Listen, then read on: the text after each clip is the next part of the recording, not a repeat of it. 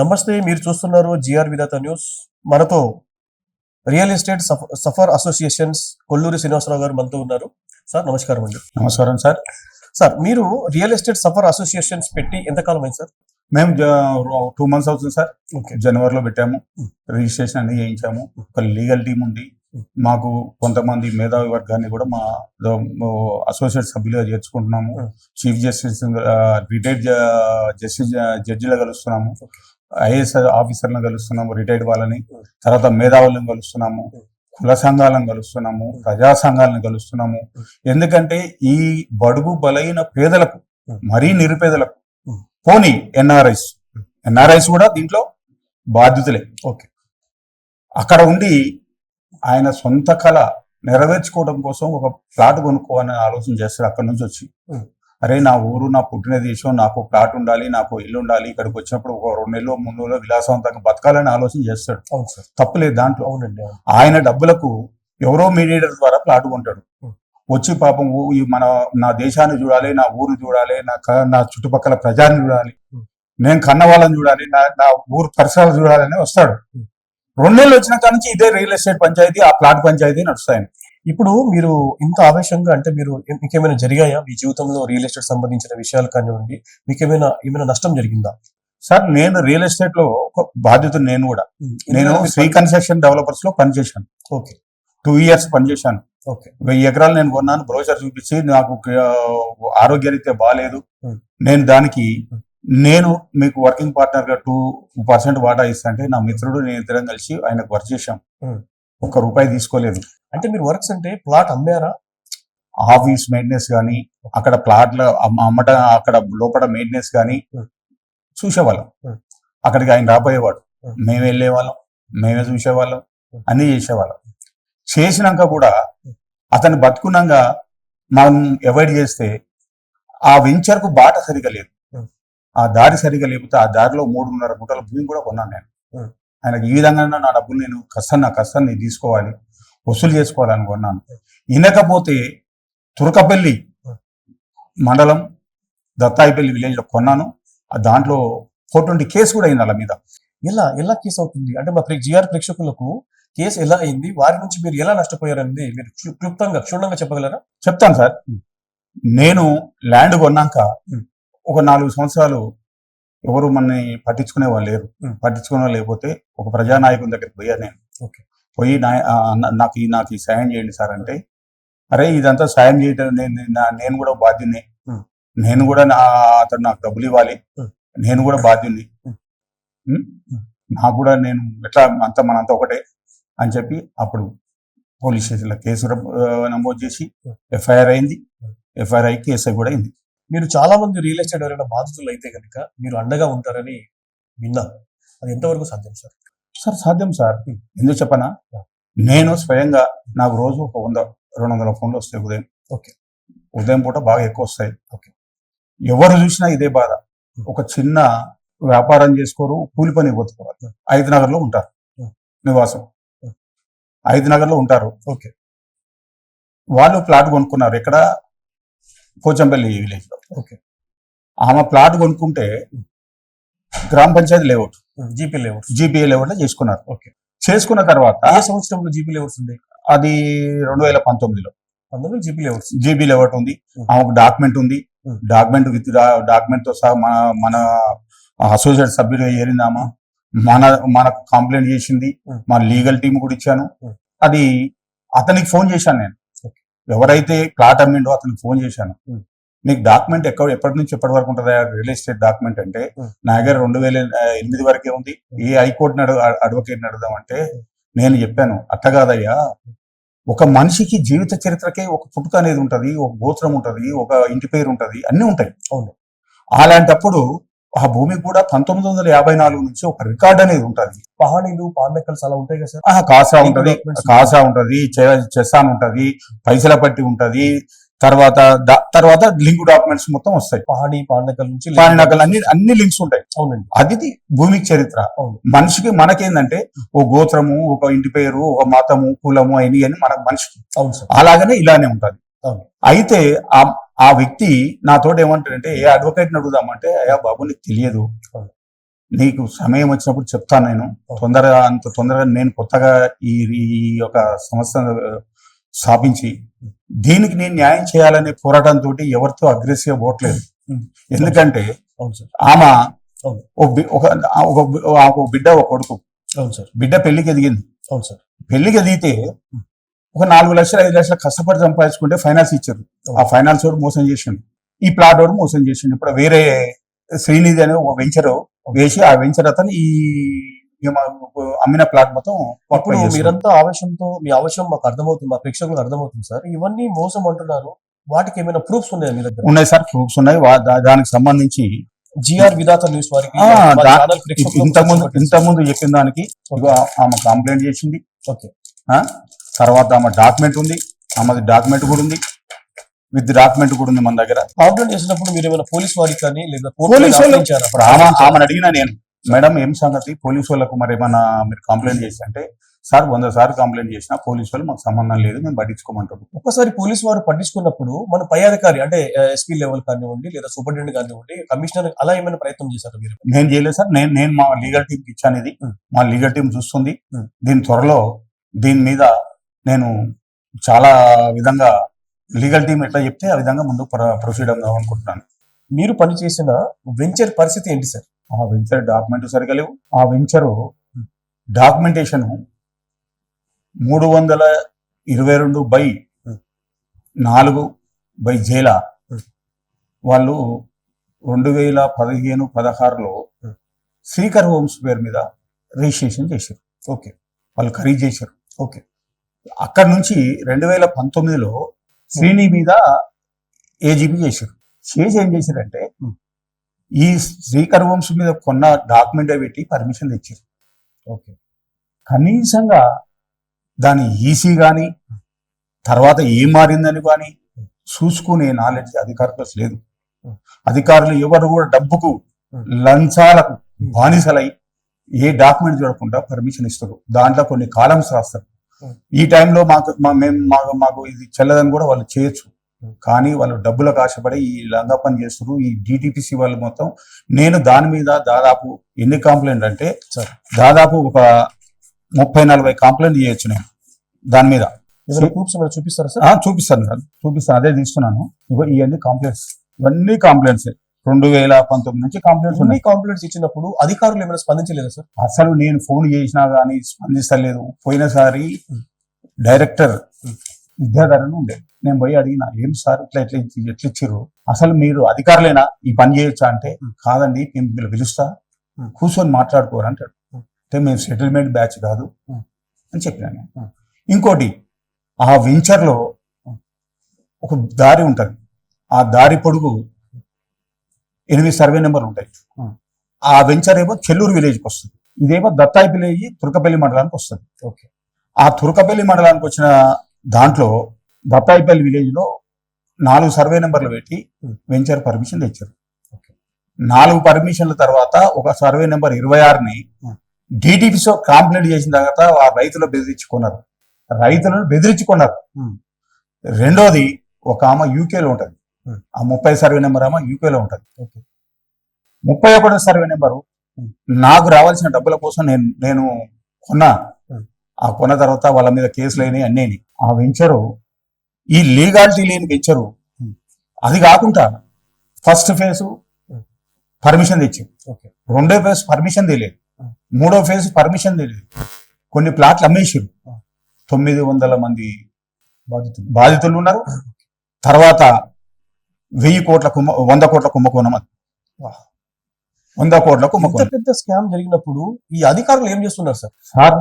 నేను జిల్లా ఆఫీసర్, నా ఫోన్లో రికార్డులు ఉంటాయి. నేను చూపిస్తా, కాల్ డేటా ఉంటుంది.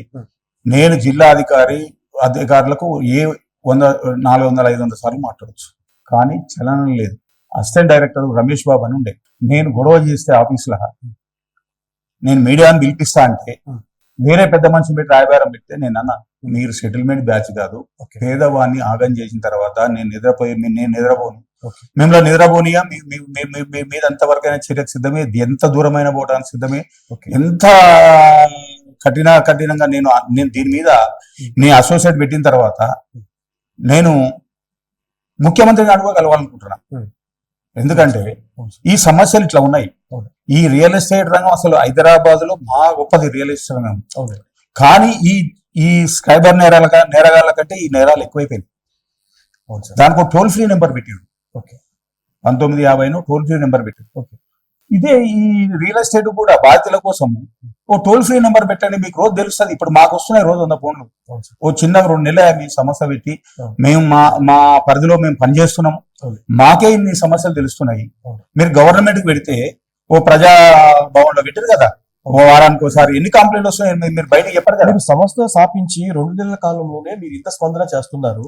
మరి ఈ గవర్నమెంట్ అధికారులు కానివ్వండి, ఈ రాజకీయ నాయకులు కానివ్వండి, వీళ్ళు ఏం చేస్తున్నారు?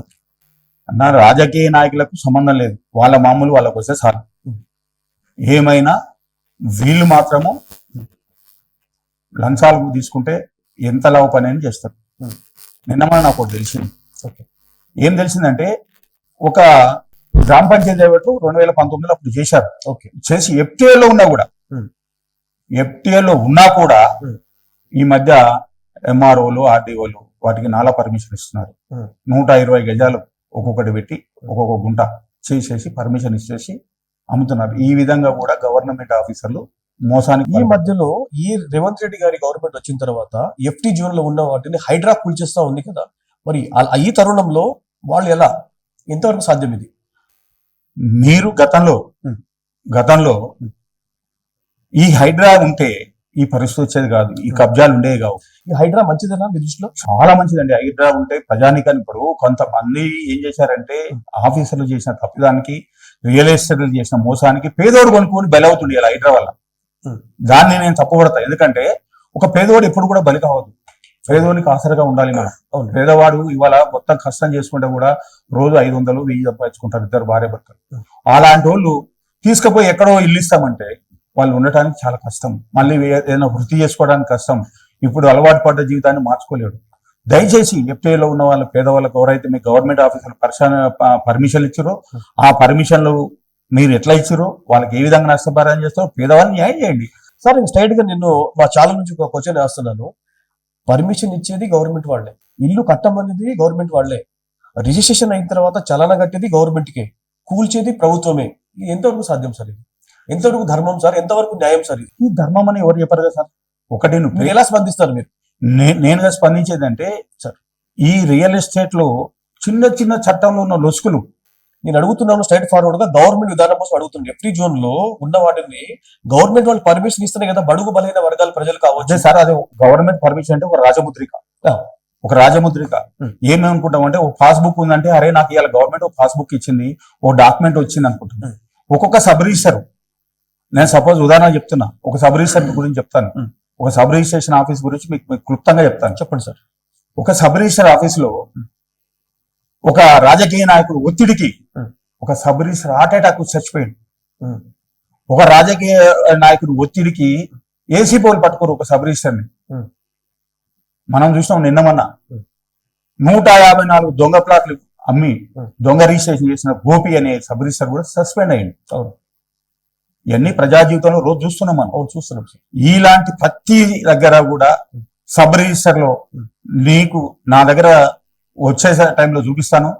ఒక్కొక్క డాక్యుమెంట్ మీద డాక్యుమెంట్ కొన్నవాడిని, నేను అమ్మిన వాడిని నా ఫోటో ఉండాలి, నా ఆధార్ కార్డు ఉండాలి, నా భూమిని ఎట్లా అమ్మినా ఏంది, దానికి ఎట్లా వచ్చింది, ఇతనికి ఎట్లా వచ్చిందని చూడరు. అరే ఈసీలో కొడితే 54 నుంచి ఈసీలో ఒకరి పేరు వస్తాయి. అసలు దానికి సంబంధం లేకుంటే రిజిస్ట్రేషన్ మార్చేసి ఒక్కొక్కటికి 4 రిజిస్ట్రేషన్లు, 5 రిజిస్ట్రేషన్లు, 10 రిజిస్ట్రేషన్లు. ఒక సర్వే నెంబర్ లో 322 అనే దాంట్లో 10 ఎకరాల 22 గుంటలు ఉంది. అవును సార్. 62 ఎకరాలు రిజిస్ట్రేషన్ అయింది. కావాలంటే మీకు ప్రూఫ్ విత్ డాక్యుమెంట్ కూడా ఇస్తాను మీకు. చూపెట్టండి సార్. ఇగో దానికి సంబంధించిన డాక్యుమెంట్ ఇది, ఇగో దానికి సంబంధించిన డాక్యుమెంట్ ఇది. చూడొచ్చు సార్. చూడొచ్చు. ఇప్పుడు మీరు ఒక హైడ్రా వచ్చింది మంచికే అనుకొని మీరు అన్నారు. నేను క్లుప్తంగా మీకు క్వశ్చన్ వేస్తున్నాను మా ఛానల్ తరపు నుంచి.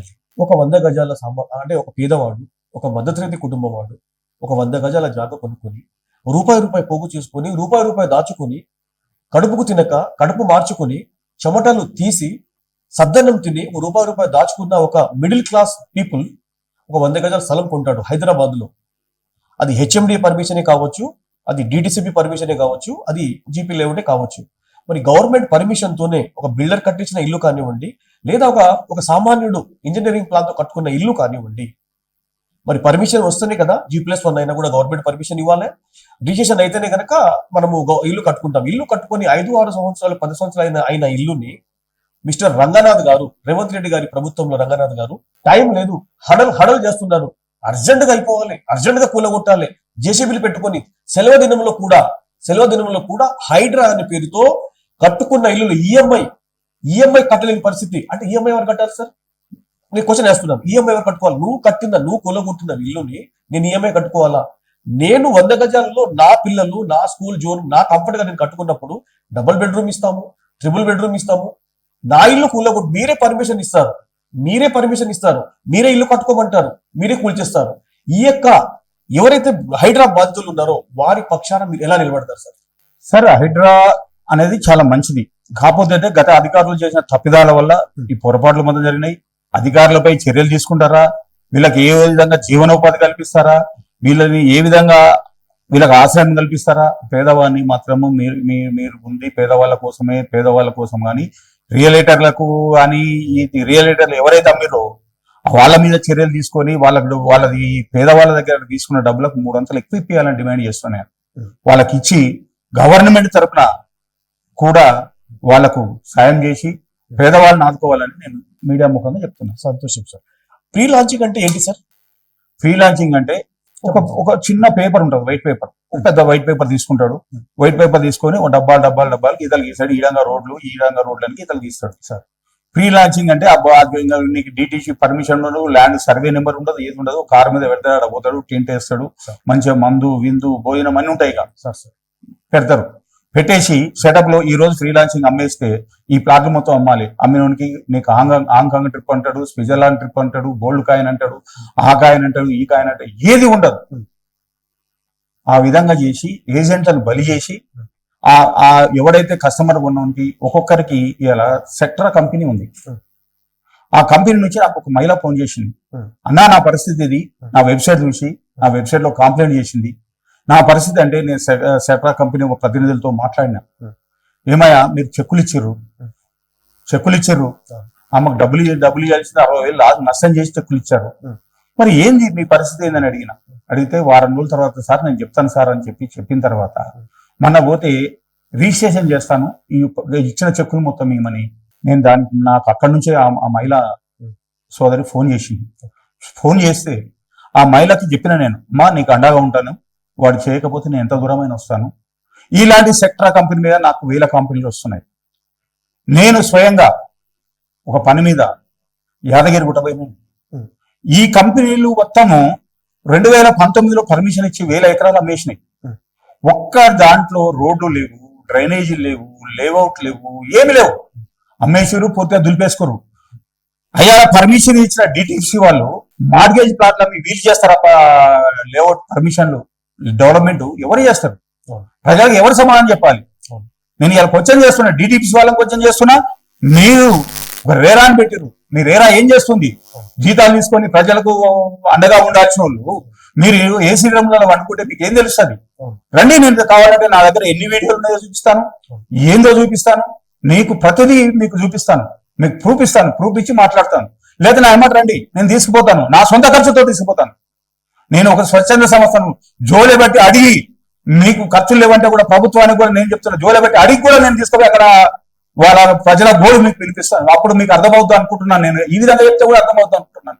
రోజుకు ఒక కంపెనీ వాళ్ళు బోర్డు తిప్పిస్తూ ఉన్నారు. అంటే యాదగిరి గుట్ట కావచ్చు, శ్రీశైలం హైవే కావచ్చు, ముంబై హైవే కావచ్చు, విజయవాడ హైవే కావచ్చు, బెంగళూరు హైవే కావచ్చు, ఓల్డ్ ముంబై హైవే కావచ్చు, వాట్ ఎవర్ ఇట్ ఇస్, ఒక కంపెనీ లేఅవుట్, ఒక కంపెనీ బోర్డు వస్తుంది, ఒక ప్రముఖ ఇన్ఫ్రా డెవలపర్స్ వస్తుంది, ఒక 10 ఎకరాలు 20 ఎకరాలు వాళ్ళ ల్యాండ్ అవ్వదు, లేదా వాళ్ళు మార్కెటింగ్ తీసుకుంటున్నారా, అది ఎలా అనేది. మరి ఈ ఆఫర్లు పెట్టి, మీరు ఇంతకుముందు చెప్పినట్టుగా ఈ ఆఫర్ పెట్టి బడుగు బలైన వర్గాల ప్రజలే కాకుండా సామాన్యుడు, నేను ఒక 100 గజాల ప్లాట్ కొనుక్కుంటే నా అమ్మాయికి పనికొస్తుంది, లేదా ఫ్యూచర్ లో నా వయసు రిటైర్మెంట్ అయిన తర్వాత నాకు ఇది ఫ్యూచర్ లో పనికొస్తుందని నమ్మి కొంటారు. మరి సంవత్సరానికి 2 సంవత్సరాలకు బోర్డు తిప్పేస్తున్నారు. వాటి మీద మీ స్పందన ఏంటి సార్? సార్, ఎల్బీ నగర్ ఉదాహరణకు ఎల్బీ నగర్ నుంచి అప్సిగూడ వరకు తీసుకున్నాం సార్. దాదాపు 200 నుంచి 300 కంపెనీలు ఉన్నాయి. అవును సార్. ఈ 6 నెలల్లో 5 నెలల్లో వీళ్ళు టోటల్ కంపెనీస్ ఎక్కడ డెవలప్మెంట్ చేయలేదు, బోర్డులు తిప్పేసే పరిస్థితులు ఉన్నాయి. వాళ్ళ ఫ్యామిలీల పేరు మీద ఈ అన్ని టెంటు లేఅవుట్లు లేకుండా అమ్మి, అన్ని ఏ పర్మిషన్ లేకుండా అమ్మేసి, భూములు లేకుండా అమ్మేసి, వాళ్ళ ఫ్యామిలీ పేరు మీద ఈ ల్యాండ్స్ అన్ని పెట్టుకున్నారు. బినామీ పేర్ల మీద పెట్టుకున్నారు. రేంజ్ అవర్ కార్లు కొంటున్నారు, BWM కార్లు కొంటున్నారు. విలాసవంతమైన జీవితం వింటున్నావా? ఈ పేదవాడు అరే ఈ స్కీమ్ పెట్టిరు, ఈ స్కీమ్ లో నెలకు 200. మా సోదరులు ఒక్కో రోజు నేను చూస్తాను, తెల్లవారుజామున 4 గంటలకు వాకింగ్ పోతాను, కాంట్రాక్ట్ లేబర్ అడుగుతాను, పలకరిస్తాను. అమ్మా మీరు గవర్నమెంట్ జాబా కాంట్రాక్ట్ జాబా, ఏంది మీ పరిస్థితి ఏంది, ఎందుకు మీరు ఇట్లా ఇంత ఉదయం రావాలన్నా అంటే, సార్ మేము ఉదయం వస్తేనే 4 గంటల నుంచి మేము వర్క్లోకి వస్తాము, వర్క్లోకి వచ్చిన తర్వాత మేము 10-12 వరకు వర్క్ చేయాలి, ఖచ్చితంగా వర్క్ చేస్తేనే మాకు ఇంతవరకు మాకు వర్క్ అవుద్ది, మాకు జీతం మా కాంట్రాక్ట్ లేబర్ మేము పుట్టబోసుకోవాలి. ఆ సోదరి అని చెప్పింది, నేను ఒక దగ్గర ప్లాట్ కొనుక్కున్నా, నెలకు 2,000 కట్టినా. సెట్రా కంపెనీకి కట్టింది, నెలకు 2,000 కట్టింది. ప్లాట్ లేదు, ఆ డ్యూటీ చేసి ఆ కంపెనీకి రాదు, ఆ కంపెనీ వచ్చి ఎవరు దొరకరు, ప్రతిదీ దొరకరు, ఆ కంపెనీ వాళ్ళు ఆగం. ఆమె పరిస్థితి చాలా ఘోరంగా ఉంది. ఇలాంటి కంప్లైంట్ నా దగ్గర 1,00,000 కంప్లైంట్. ఇలాంటి దళారులు రోజుకు 100 మంది పుట్టుకొస్తున్నారు. వీటిపై వీరిని ఎలా అరికట్టాలి? ఇది ఎంతవరకు ఆగుతుంది? నేను త్వరలో ముఖ్యమంత్రి గారు కలిసి మేధావులు నిన్న మాకు పెద్దలు రాజ్యసభ సభ్యులు, నేను సెక్రటరీ కాడ వేరే పని మీద ఆగిన. ఆర్ కృష్ణయ్య గారు కలిశారు. అన్న అంటే నన్ను గుర్తుపడతాడు, అన్న అని ఒక విజిటింగ్ కార్డు ఇచ్చిన. చూశాడు పాపం. అన్న ఇది పెద్ద సమస్య, ఇది బడుగు బలైన వర్గాలకు సంబంధించిన సమస్య. దీని మీద ఒక రౌండ్ టేబుల్ సమావేశం పెట్టాను, మేధావులందరినీ పిలువన్నా, నేను వస్తాను, నా గొంతు వినిపిస్తాను అన్నాడు. అంటే నేను కూడా ఆలోచన చేస్తున్నాను. ఇంకా కొద్ది అవేర్నెస్ కార్యక్రమాలు చేసిన తర్వాత నేనే ఒకరోజు ఇందిరా పార్కులో పర్మిషన్ పెట్టుకొని దీక్ష చేద్దామని చూస్తున్నా. ఈ రియల్ ఎస్టేట్ వ్యాపారాలకు అడ్డంగా నేను వ్యతిరేకం కాదు, రియల్ ఎస్టేట్ వ్యాపారానికి వ్యతిరేకం కాదు. నేను మంచిగా రియల్ ఎస్టేట్ వ్యాపారస్తులు ఎవరున్నారు నన్ను పిలవండి, మీకు ఏమైనా సలహాలు ఉంటే అడగండి, మంచి ఉంటే అడగండి, నేను చెప్తాను, సలహా ఇస్తాను. ఈ దోపిడీ వ్యవస్థకు అర్థం చూద్దాం. ఇలా సాహితీ ఉంది, తర్వాత సువర్ణ భూమి ఉంది, ఇప్పుడు స్వర్గసీమ అని ఒకటి నడిపిస్తున్నారు, తర్వాత గుగి ఇన్ఫ్రా ఉంది, సెట్రా ఉంది, ఇలా చెప్పుకుంటా పోతే 100 కంపెనీల పేర్లు చెప్పొస్తుంది. ఈ మన మీడియాలో ఈ సమయం సరిపోదు. మీరు ఈ యొక్క 2 సంవత్సరాల 2 నెలల 3 నెలల కాలంలోనే మీరు ఇంత స్పందన చేస్తున్నారు. మరి ఈ అధికారులు, ఈ పోలీస్ బలగం, ఈ యంత్రాంగాన్ని మరి వీళ్ళు ఎందుకు పట్టించుకోవడం, దాని మీద మరొకసారి వీటి మీద మీ స్పందన మేము మీ కళ్ళ వింటాం సార్. ఇంకో క్వశ్చన్ మీకు, ఈ ఫామ్ ల్యాండ్ కొనాలా వద్దా సార్? ఒక చిన్న ఉదాహరణ, ఫామ్ ల్యాండ్ అంటే ఒక రియల్ చేస్తే 100 ఎకరాలు కొంటాడు, ఓ రోడ్లకు 30 ఎకరాలు పోతుంది, దాంట్లో ఓ 70 ఎకరాలు రిజిస్ట్రేషన్ చేస్తాడు. అంతకుముందు ఫస్ట్ 2019 ఆ టైంలో ఒక్కొక్క గుంట చేసేవాళ్ళు, ఇప్పుడు ఒక 5 గుంటలు చేస్తున్నారు. చేసి ఒక పాస్బుక్ వస్తుంది, ఆయన రైతు బంధు తీసుకోగలుగుతాడు. ప్రభుత్వాన్ని ఏ విధంగా మోసం చేయాలో డబ్బు నోడే కొంటాడు, మోసం చేస్తాడు. ఈ 30 ఎకరాలు ఎవరి పేరు మీద ఉంటుంది? ఆ రియల్ ఎస్టేట్ పేరు మీదే ఉంటుంది. ఈ రోడ్లకు ఉన్నది, ఆ రోడ్లకు ఉన్న దాన్ని ఏం చేస్తాడంటే, ఈయన కొద్ది ఏదైనా ఇబ్బందులు పడి, ఆర్థిక ఇబ్బందులు పడితే దీన్ని తీసుకుపోయి కొలట్రాల్ గా బ్యాంకులో పెట్టి లోన్ తెచ్చుకుంటాడు.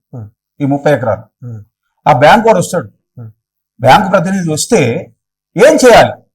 ఇక భూమి కనపడదు, రోడ్లు కనపడతాయి, ఇవన్నీ లీగల్ గా పోయి ఉత్తప్పుడేమో ఇదంతా ఫ్యామిలీ అంటారు. ఎవరు ఉండరు కదా, ఈ కొన్న వాళ్ళు ఎవరు ఉండరు, లేదు.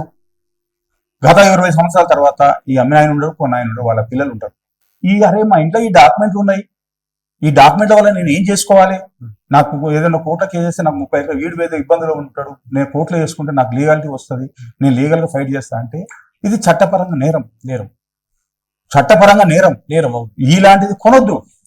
నేను ఒక్కటి చెప్తున్నా, దీంట్లో కూడా ఇంపార్టెంట్ గా ఏం చెప్తున్నా అంటే, సువర్ణ భూమికి విశ్వనాథ్ గారు పెద్దలు, కీర్తిశేషులు, వాళ్ళు అడ్వర్టైజ్మెంట్ చేశారు, రామ్ చరణ్ గారు చేశారు. ఇవాళ ఏంటిది, ఒక సినిమా పెద్దలు కూడా మీరు ప్రజాహితమైన కార్యక్రమాలు చేయండి, ప్రజలకు అక్కర్రాని చేయకండి, ఇలా మోసపోయే కంపెనీలకు అడ్వర్టైజ్మెంట్ ఇవ్వకండి. మీరు ఎంతవరకు మీరు ప్రజలకు మేలు చేస్తారనేది మిమ్మల్ని చూసి 10 మంది ఆదర్శంగా బతకాలనుకుంటారు. మీ యొక్క వాణి, మాట వింటే ఎంతో మంది ఆకర్షితులవుతారు. అవును. ఆకర్షితకు గొప్పగా వాళ్ళు ముందుకు పోతారు. మిమ్మల్ని చూసుకొని నిన్న మొన్న ఒకటి చూసినాం. Hmm. అల్లు అర్జున్ గారు ఏదో సినిమా ఫ్రీ రిలీజ్ పోయాం. అవును. అక్కడ చిన్న ఆ అబ్బాయి ఆయన అంటే అభిమాని అంటే చూడాలనుకుంది. ఆ తల్లిదండ్రులు ఆ అబ్బాయి కోరిక నెరవేర్చాలనుకుంది. దురదృష్టవశాత్తు జరిగింది, ఏదో జరిగింది అదంతా మనకు అక్కర్లేదు. కాబట్టి ఉదాహరణ ఒక మైండ్ అయితే పేదవాని మైండ్ ఎట్లుంటదంటే, ఒక పెద్దవాడిని చూసి నేను వాళ్ళకి ఆకర్షితులయ్యి వాళ్ళు చేసే మంచి పని గురించి ఆలోచన చేయాలనుకుంటారు. ఒక సినిమా వాళ్ళని చూస్తే కొంతమంది ఒక రకంగా ఆకర్షితులవుతారు. కానీ ఈ సమాజానికి మంచి జరిగే వాటికి మనం మద్దతు చేద్దాం. ఇప్పుడు మీ నోటి నుంచి వెళ్ళి మీ ఆవేదన, అంత మోసం చేస్తున్నారు, ఈ రియల్ ఎస్టేట్ వ్యాపారులు బోర్డులు తిప్పిస్తున్నారు, మరి ఎవరైతే కస్టమర్ ఉన్నారో అది చిన్న కస్టమర్ కావచ్చు, పెద్ద కస్టమర్ కావచ్చు, ఎవరైనా కస్టమరే, ఎవరైనా రూపాయి పోగు చేస్తేనే 100 రూపాయలు అవుతుంది సార్. మరి ఒకరు 10 లక్షలు, ఒకరు 20 లక్షలు, ఒకరు ₹1,00,00,000 పెట్టి నష్టపోతున్నారు.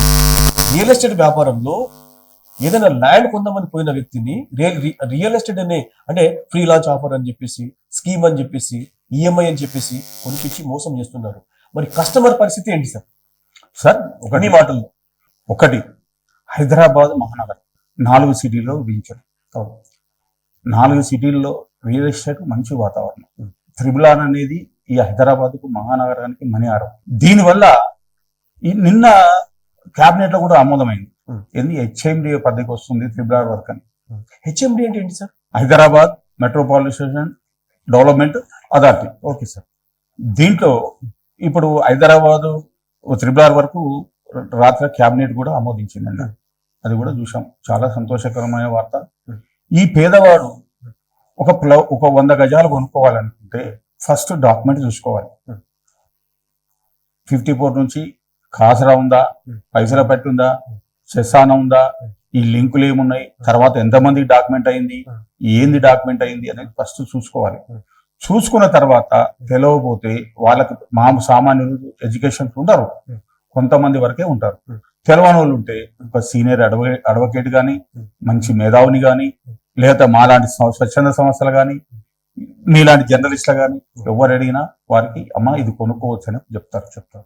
ఎఫ్టీఐలో ఉందా లేదా, దానికి ఎఫ్టీఎల్ పర్మిషన్ ఉందా లేదా, ఎక్కడ ఉంది అని చెప్తారు. అలాంటి ప్లాట్ మాత్రమే కొనుక్కోవాలి. లేదు మీరు ఈ రియలేటర్లు ఏం చేస్తారంటే ఒక డాక్యుమెంట్ ఎక్కడి నుంచో డబల్ నెంబర్ వేసి డాక్యుమెంట్ సృష్టిస్తారు. దాని మీద అది రిజిస్ట్రేషన్ చేస్తారు. మా సోదరుడు వీడ ఆదిత్యనగర్ జింకల park back side double document. ఆయన నాకు క్లోజ్ ఫ్రెండ్, ఒక 20-25 సంవత్సరాల స్నేహితుడు. ఆయన ఏం చేయాలన్నా ఏంది నా పరిస్థితి అంటే నేను చెప్పిన లీగల్ టీం వస్తుంది, తొందరపడదండి, తొందరపడ కాదు, ఒక రోజు నిదానంగా అయినా మనం చేసే ఉద్యమానికి అందరూ సహకరించండి. మేము అన్ని విధాలుగా ప్రతి అంశాన్ని పరిగణలో తీసుకుంటాం. మేము ఇవాళ రాత్రే ఇల్లు కట్టాలంటే కాదు, బునాది కట్టాలి, ఆ తర్వాత అది ప్రతిదాన్ని లేకుండా పోతేనే ఇల్లు అవుతుంది. ఎవరైతే రియల్ ఎస్టేట్ బాధితులు ఉన్నారో వారు మిమ్మల్ని సంప్రదించవచ్చా? 100% ఎలా సంప్రదించాలి? మీ ఆఫీస్ మీ ఆఫీస్ విధానం కానీ, మీ అడ్రస్ కానివ్వండి, మీరు ప్రేక్షకులకు చెప్పగలరా? రియల్ ఎస్టేట్ ఆఫీసు ప్రస్తుతానికి కాజాగూడలో ఉంది. దాని త్వరలో ఇక్కడ సెక్రటరీ సెంటర్ తీసుకురావాలనుకుంటున్నాం. ఎందుకంటే అందరికీ అందుబాటులో ఉండాలి. మాకు ప్రస్తుతానికి ఉన్న వసతులను బట్టి అక్కడ పెట్టుకున్నాము, తీసుకురావాలనుకుంటున్నాము. మీరు ప్రతి విషయంలో మా వెబ్సైట్ ఓపెన్ చేయండి. మీ వెబ్సైట్ పేరు చెప్తారా? www.realestatesufferersassociation.com అని వెబ్సైట్ కొడితే మా వెబ్సైట్ వస్తుంది. మా వెబ్సైట్ లో మీరు కంప్లైంట్ చేయొచ్చు. మీ కంప్లైంట్ మేము స్వీకరిస్తాము. మీరు విమర్శలు చేసినా మా వెబ్సైట్ లో చేయండి, మేము సంతోషంగా తీసుకుంటాం. మీరు మమ్మల్ని ప్రోత్సహించి మీరు ఇంకా ముందుకు పోవాలని, మీరు అన్ని విధాల మా వెనకాల ఉన్నాం సార్, మీ వెనకాల ఉన్నాం, మేము కూడా మీ ఉద్యమానికి సహకరిస్తామని వాళ్ళు కూడా మా వెబ్సైట్ లో చెప్పొచ్చు. మేము అది కూడా హుందాగా తీసుకుంటాం. ఎందుకంటే ఇది గర్వంగా పొంగిపోయే విషయం కాదు. ప్రజల కోసం మేము చేయాల్సిన పని చాలా ఉంది ఇంకా ముందు. ఈ యొక్క రియల్ ఎస్టేట్ ఎవరైతే రియల్ ఎస్టేట్ వ్యాపారులు ఉన్నారో, మరి స్కీమ్ పేరుతో, అంటే ఆ స్కీమ్ అని, ఈ స్కీమ్ అని, చాలా స్కీమ్ పేరుతో మోసం చేస్తున్నారని చెప్పేసి మనం వింటున్నాం. బయట పేపర్లో కానివ్వండి, మీ ద్వారా కూడా కొన్ని అన్ని మోసాలనే విన్నాం. అది ఎంతవరకు వాస్తవము, ఎంతవరకు అవాస్తవం? ఒకటి ఇది చూడండి, ఇగో ఇది హాంకాంగ్ ట్రిప్ అంట 2.5 గ్రాముల గోల్డ్ అంట. ఇది ట్రిప్. ఇక్కడ పోయిన తర్వాత హాంకాంగ్ పోయిన తర్వాత వాళ్ళు ఏం చేస్తారు, మందు తాపుతారు. అక్కడ 2 రోజులు 3 రోజులు ఉంటారు. అంటే వీళ్ళు హాంకాంగ్ తీసుకెళ్తారా? తీసుకెళ్తారు, ట్రిప్ తీసుకెళ్తారు. వీళ్ళు 2 కార్లు అమ్ముతారు, తీసుకెళ్తారు కమిషన్ ఏరిగా. ఇక వాళ్ళకి అంతే, వీళ్ళకి ఇంతే. వీళ్ళు ఇంటికి వచ్చినాక ఆ ఇంట్లో ఉన్న పిల్లలకు కానీ భార్యకు కానీ డబ్బులు పోయే పరిస్థితి ఉండదు. అక్కడ పోయినాక చెడు అలవాటు తయారైతాయి. అక్కడ విదేశాలకు పోయినాక డ్రగ్స్ అలవాటు అవుతున్నాయి. ఇలాంటివి ఇవి కూడా ఈ రియల్ ఎస్టేట్ ఒక్కొక్కరు రోడ్ల మీద, నాకు ఈ సోదరులు ఒక 100 మంది దాకా కలవచ్చు. కలిసి డ్రగ్స్ తీసుకోవడం చట్టనీతి నేరము. అయినా ఈ రియల్ ఎస్టేట్ దోపిడీదారులు ఎలాంటి పర్మిషన్ లేకుండా, వీళ్ళకి లేఅవుట్లు ఉండవు. వీళ్ళు వెంచర్లు, వీళ్ళు దాదాపు ఒక్కొక్కరు 100,000 వెంచర్లు వేసారు, 100,000 ఎకరాలు వేసారు. కానీ ఏ ఒక డెవలప్మెంట్ ఉండదు. ఏది సరే, మరి ఎవరి సొమ్ము ఎక్కడి నుంచి వచ్చింది? ఈ పేద ప్రజలు స్కీమ్లని అయ్యని ఇయ్యని పెట్టి పేద ప్రజలు మోసం చేయడం తప్పితే ఇంకోటి ఏది వీళ్ళకి. ఉన్న ఏజెంట్లు కూడా వాళ్ళు ఏదో కష్టపడి ఆ కస్టమర్కు ఆ ప్లాట్ కొనేవానికి 100 అబద్ధాలు చెప్తారు. చెప్పి ముందుకు తీసుకొస్తారు. తీసుకొచ్చినాక ట్రిప్ అని తీసుకుపోయి తర్వాత వాళ్ళ కమిషన్ ఇవ్వకపోతే ఒక్కొక్కరు నేను స్వయంగా నేనుగా బాధపడి ఎంతో మంది, అన్నా మా పరిస్థితి ఇది, పైసలు లేవు, ఏం చేయాలి? కనీసం ఛాయ్ తాగుదామని డబ్బులు లేవు, తిందామని డబ్బులు లేవు, గ్యాస్ డబ్బులు లేవు, ఇంకో రకంగా డబ్బులు లేవు. ఇది వాళ్ళ ఆవేదన. నేను ఇచ్చిన వాళ్ళు కూడా మా మిత్రుడు చాలా మంది, మేము చేతనైనంత వరకు సాయం చేయడానికి కూడా ముందుంటాం. మేము కష్టపడ్డది మేము అనుకుంటామంటే 10 మంది, ఇప్పుడు మానవులే మాధవులు, వాళ్ళకి సేవ చేసినప్పుడే మనకు సేవ. వాళ్ళని ఉద్దేశం పెట్టుకొని ఈ పనులన్నీ చేస్తున్నాము.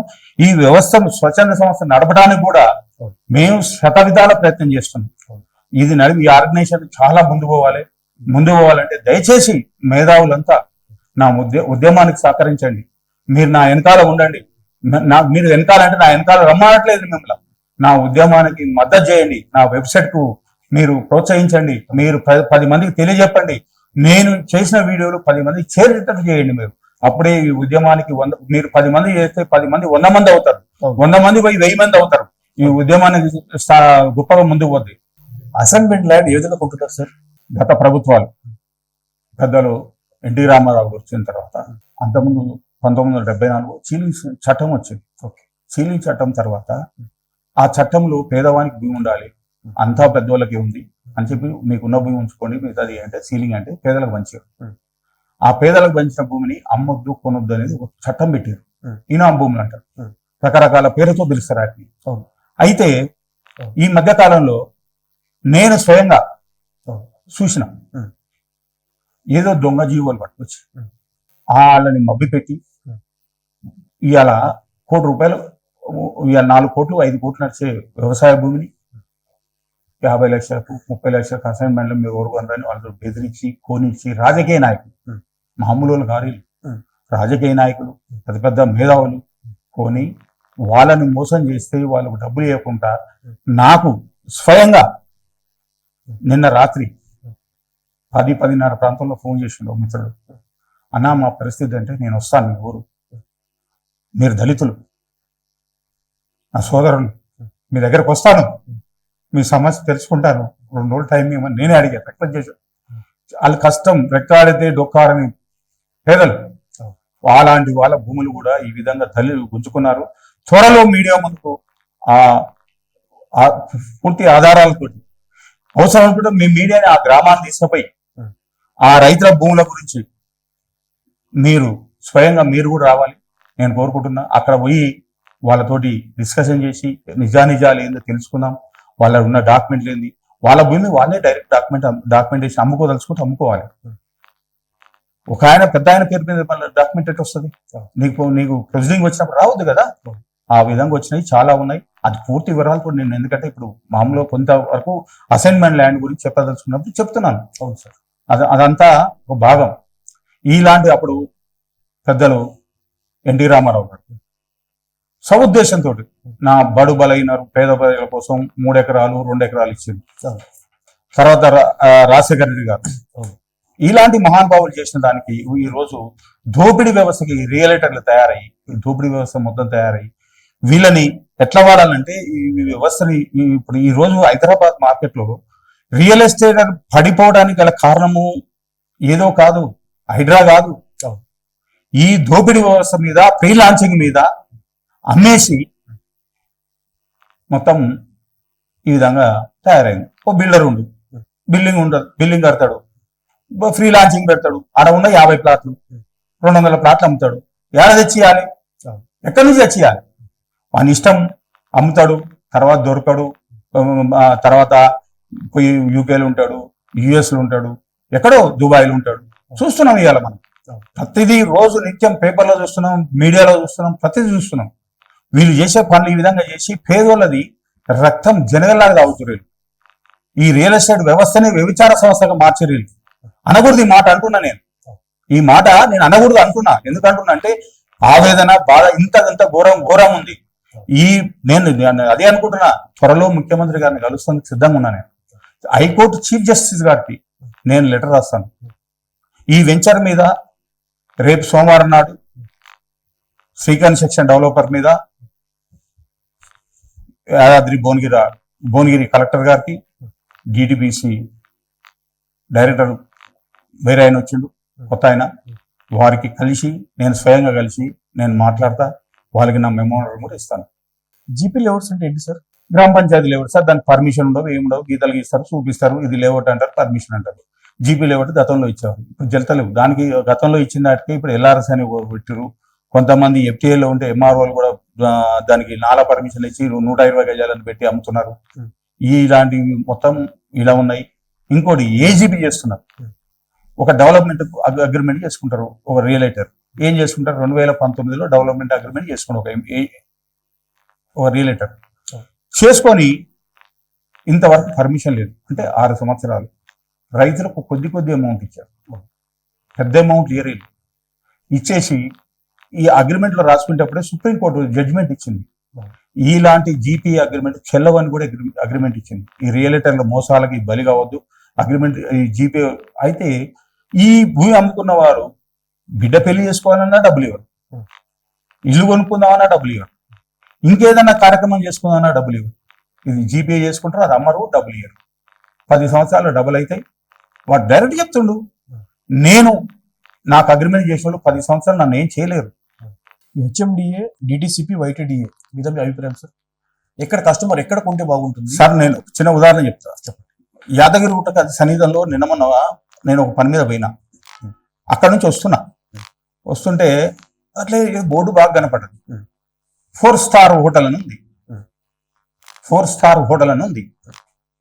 ఆ కింద చూస్తే పేరుంది, హరివిల్లు అని పేరుంది. లోపలికి పోయినా సార్ నేను, ఆ వెంచర్ లోపలికి పోయినా. అరే లోపలికి పోతా ఉంటే ఏదో చెరువు కనపడుతుంది, ఏదో కనపడుతుంది అని లోపలికి పోయినా. లోపలికి పోతే చెరువు కట్ట ఉంది. ఆ చెరువు అలుగు ఈ వెంచర్లోకి వస్తుంది. ఆ వెంచర్ దారికి ఈయన నీళ్లకు అడ్డంగా ఆర్సీసీ పోసిండు. ఇదేమో ఆర్సీసీ పోసిండు, అటుపక్క చెరువు కట్ట, అది మట్టి కట్ట. ఆ మట్టి కట్ట ఉంటుందా సార్? ఉండదు. ఆ వాటర్ ప్రభావాన్ని కొట్టకపోతే ఏం నష్టం జరుగుతుంది? ఆ ఊరు ప్రజల మీద పడుతుంది. ఊరికి అతి సమీపంలో ఊరు ఆనుకోనే ఉంది, నడువురికి వస్తుంది. ఊరి ప్రజలకు ఇబ్బంది అవుతుంది, మత్స్యకారులకు ఇబ్బంది అవుతుంది, గ్రౌండ్ వాటర్ పోతుంది, క్లోరిన్ పెరుగుతుంది. అంటే మీ స్వార్థం కోసం ఇలాంటి వెంచర్లు చేసి ఇలాంటి మీరు తీసుకున్న నాకు ఎవరి దగ్గర డబ్బులు తీసుకున్న సంగతి నాకు పూర్తి నేను చూసిందే చెప్తున్నాను. అక్కడ ప్రాక్టికల్ గా చూసిందే చెప్తున్నాను. మీరు ఎన్ని మోసాలు చేసినా మాకు తెలియదు. ఇంకా తెలుసుకుందామని ప్రయత్నం చేస్తున్నాను. ఇంకా నేను వాళ్ళ మీద కూడా తెలుసుకుందామని ప్రయత్నం చేస్తున్నాను. మీరు చేసే పోరాటంలో మా జిఆర్ విధాత న్యూస్ ఛానల్ కూడా అడుగులు వేస్తూ మీ పక్షాన మేము కూడా నడుస్తూ మీరు అభివృద్ధి చెందాలని మనస్ఫూర్తిగా విధాత న్యూస్ ఛానల్ తరపున మనస్ఫూర్తిగా మీకు శుభాకాంక్షలతో అభినందిస్తున్నా.